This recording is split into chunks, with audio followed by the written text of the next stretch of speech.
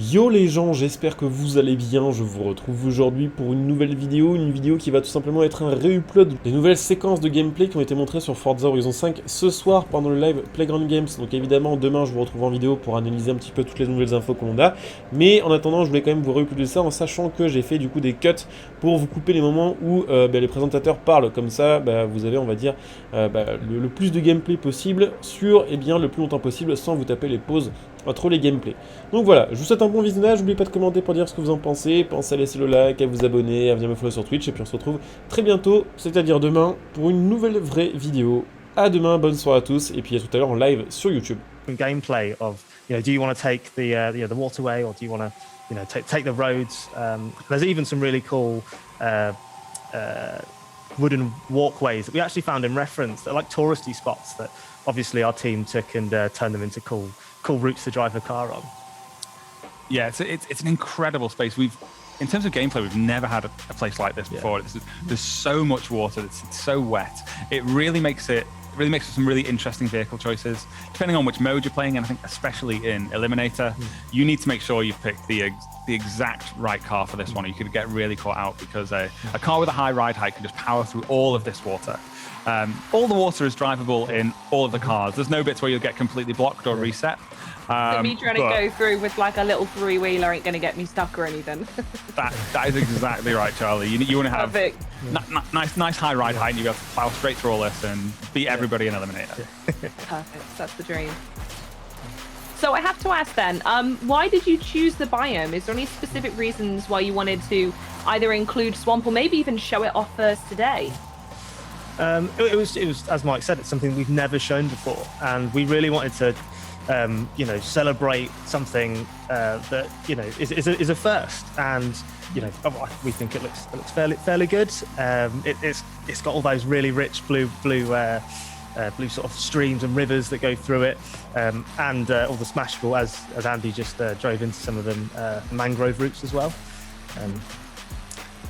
But as I said, it does connect our tropical coast into the jungle. So if you are coming off of that, you'll have to career your way through all of these winding little rivers or roads to get onto that as well.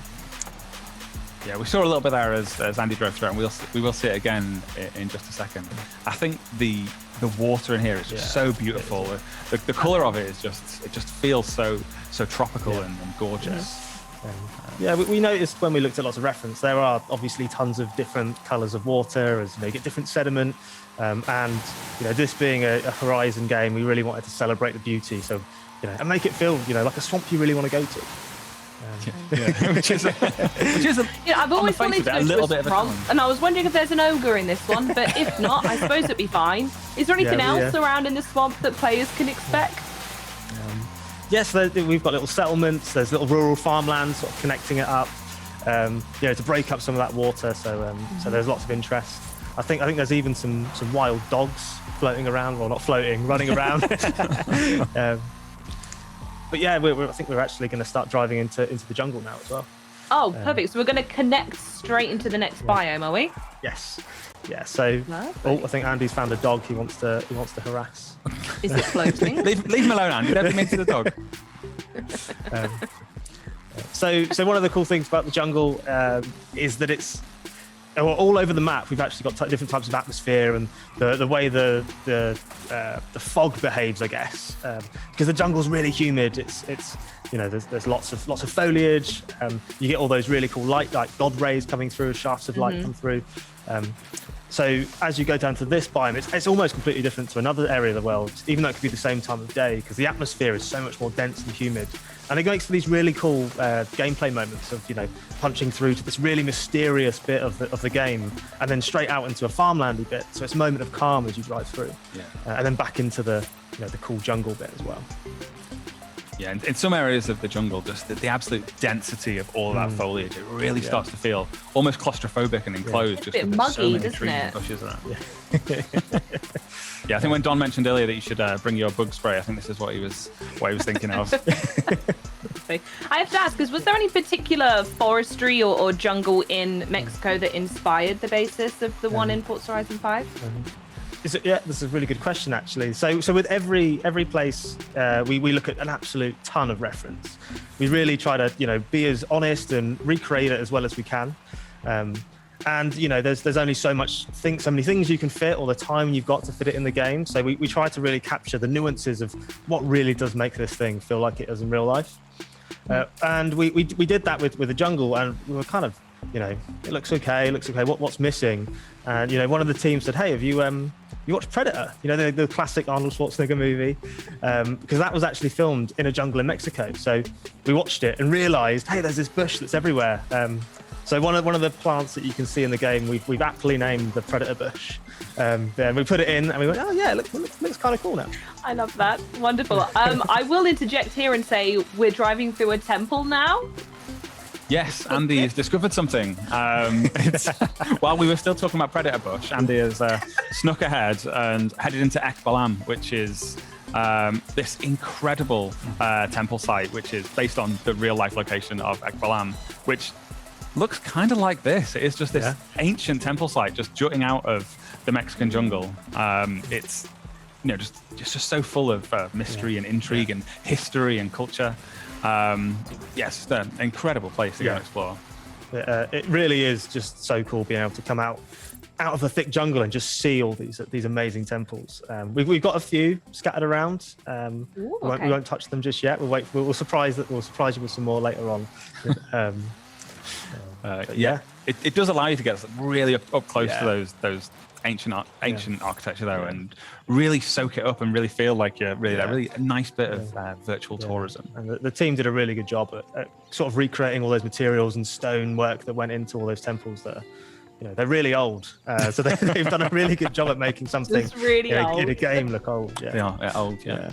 I love what you can see here as well. Just the ground surface, just the level of detail in just kind of the muddy surface there with all the bits of twigs and leaves and stuff. Just looks real. It really does. I mean, chat, you speak for yourself a little bit, but we will be taking more questions in the Q&A later. But I, for one, will speak on behalf of all of you and say, wow, this does look absolutely incredible. Even looking here, like the fog in the distance, it just looks so like tangible and visceral, if you get what I mean. Yeah, hats off to our incredible lighting team for really nailing that humid look. And as we were talking earlier, the god rays as you go through, it's just so glorious going through little tree tunnels and then just hit with shafts of light. It's really immersive feature we've ever done in a Horizon game, and it comes with some great features of you can see everything from the volcano. You can look at the whole map. When we get to the top, we'll have a look. It features the 2 largest switchbacks we've ever done as well. So the one we're on now, and Andy's about to do a drift zone. Good luck. Is the asphalt one, and on the other side is the dirt one. Yeah, the dirt route especially, it gives us one of the most amazing downhill rally trails we've ever had. It's amazing. You can probably glimpse it when it catches the sunlight, but just how much more detail we put into the road these times round. There's lots of cracks. As you actually get to the top of the volcano, the road actually deteriorates quite a bit. It turns to a cobblestone road right at the top because we've actually found that in reference as well, that maybe they didn't want to tarmac all the way, so we tried to recreate that. But yeah, there's all these potholes and everything. It just makes for such an interesting drive because there's a lot of switchback. And what sort of gameplay are players going to get up on the volcano? I mean, throughout the seasons as well. Are seasons going to affect what we see up there? That is a perfectly timed question, Charlie. So if we just take a look at if we take a look at that rock face in front of us, and we hold that in your mind, and then if we dip the feed ever so slightly. So as we've mentioned before, we've got localized weather this time around. So if it's raining on the volcano and you drive all the way up, it'll actually turn to snow, which is really fun actually, because again, it really adds to that immersion of making it feel like you're really there. As we say as we come up here as well, the snow just gets a little bit deeper, a little bit heavier as you're coming up the side of the volcano. It's just as you say, it's a really great seasonal experience, and it's one where you just get a different experience each season as you come and revisit these same biomes. Just constantly keep changing the gameplay up as you go through it. It's quite cool how much this one biome, the volcano itself, changes over one season as well. I mean, it sounds like a pretty significant biome in the sense that I mean, please correct me if I'm wrong here, I'm probably fishing, but it's a biome that's going to be visible from almost all areas of the map as well, right? Oh, yeah. Well, we'll have a look in one of the races, which is actually it's quite far actually from the volcano, but yeah, you can always see it looming in the background. It's actually a really great feature for an open world game like this to just help orientate yourself when you're just basically wherever you are on the map. You can kind of spin the camera and go, oh, volcano, and you can kind of work out where you are and get your bearings using it as a it also just helps you, you know, if you're just unsure of, you know, maybe what season am I in, just look at the volcano and the amount of snow will tell you. Up there. I also love that Andy is fully doing my style of driving now, which is I need to go left, so I'm just going to go through whatever I need to do to go left. And yeah, this is the caldera of the volcano, which is in other seasons a tiny little pool of water, which is quite cool to slide around or, you know, splash through, and then when winter it freezes over, as you'd expect. That particular magic spell wasn't immediately to hand. Yeah. Again, this has got all the rocks we see here are all captured via photogrammetry, as is a lot of the plant work. Oh, there's all this awesome marram grass. That was all, you know, hundreds of thousands of photos were taken to try and accurately represent that. In fact, so are the textures. Also, all the surface you drive on has been pretty much recreated from photos of the exact place. There's a cool little volcano research center over here as well that you will have, to visit. What that was actually. Yeah, you have to visit there and do some research at one point in the game. You do. There's a rather impressive satellite on the other side that we're not going to go around to because it is a developer build, and I'm terrified. It was purple recently. Yeah, it's not supposed to be purple. It was purple. Should we jump off the side of the volcano, Andy?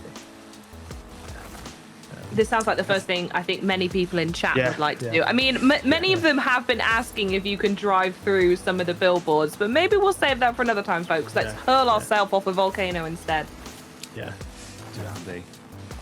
So, yeah, as Connor said, the views from up here are absolutely spectacular. You can't see the whole map in one frame because the volcano is kind of in the middle of the map, but as you drive around it, you can see just all around you. It's just like this. Looks incredible. What? And now we're going to cruelly steal away.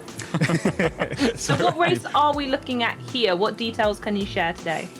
So this is the Emerald Circuit. It's a road race and an asphalt race. It's really cool, and we've picked it because it straddles two of our biomes. So right now we are in the living desert, where you see all these awesome cactuses and rocky formations. And then as we come around this next corner, we kind of cross over into another biome, which is the rocky coast. Do you want to talk about that? Yeah, so the rocky coast, we actually caught a little snippet of that at the very beginning of the trailer. That awesome rock arts that we have, we've taken from Kavos and Lucas. It's ours now. It's ours. So there's a ton more of that coast to go and explore, and there's also all these amazing luxurious resorts because we wanted to give the game another holiday destination.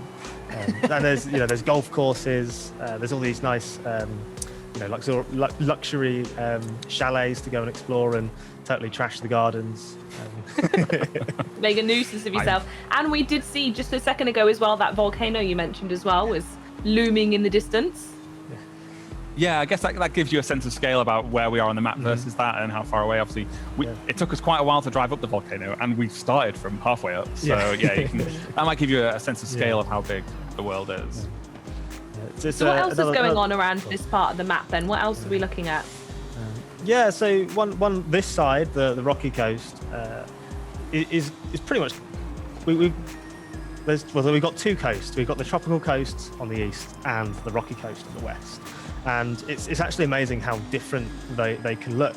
So they've got different types. They've even got different types of palm trees. They've got lots of different types of foliage. The water's even different. So on the tropical coast, you get all the more emeraldy, white sandier beaches, and on the rockier coast, the water's a little bit more turbulent. It's a different sea. It's a different colour. The beaches are slightly different, and as the name implies, there's all this great geology to go and drive around and race around in.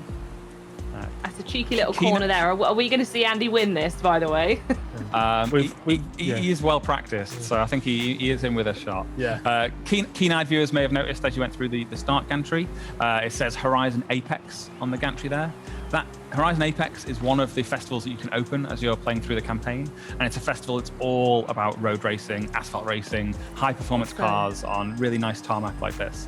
So, and that's just one of those festivals you'll be able to open as you're playing. So yeah, really, really cool. And if you're into road racing, then that